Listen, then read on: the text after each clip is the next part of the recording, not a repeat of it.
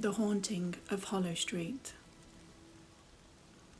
As the sun dipped below the horizon, casting long shadows over the quiet town, I found myself walking alone down Hollow Street. Halloween night was upon us, and the atmosphere was electric with anticipation. I was a daring soul, always up for a good scare, so I decided to explore the street that the locals whispered about in hushed tones. The moon hung low in the sky, bathing everything in an eerie, pale light.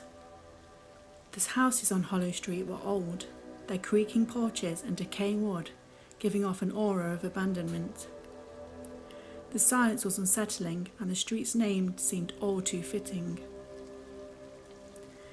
In the distance, I heard the faint sound of children laughing and the rustling of leaves.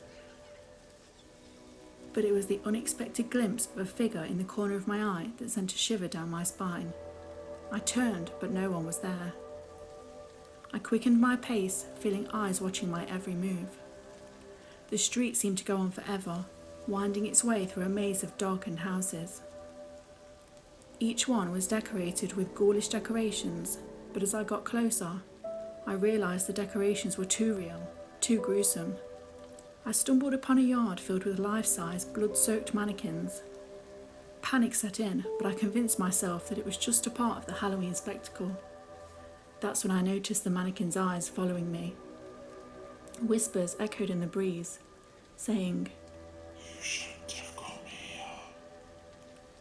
Goosebumps crawled up my arms as I continued down the street.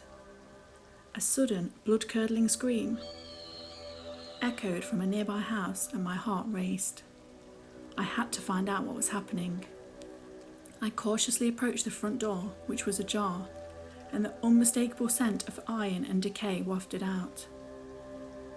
With trembling hands, I pushed the door open and gasped in horror. The walls were splattered with crimson, and there, in the dim light, I saw the figure of a man, drenched in blood, wearing a grotesque mask.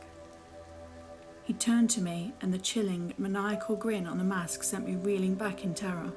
"Welcome to my Halloween party," he said, his voice dripping with malevolence.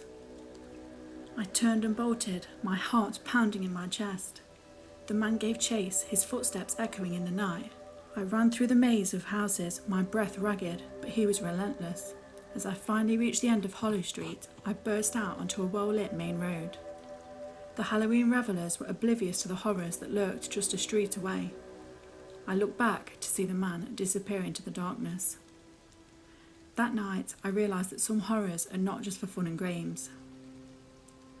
Hollow Street had earned its sinister reputation for a reason, and I had narrowly escaped its deadly grasp. The end.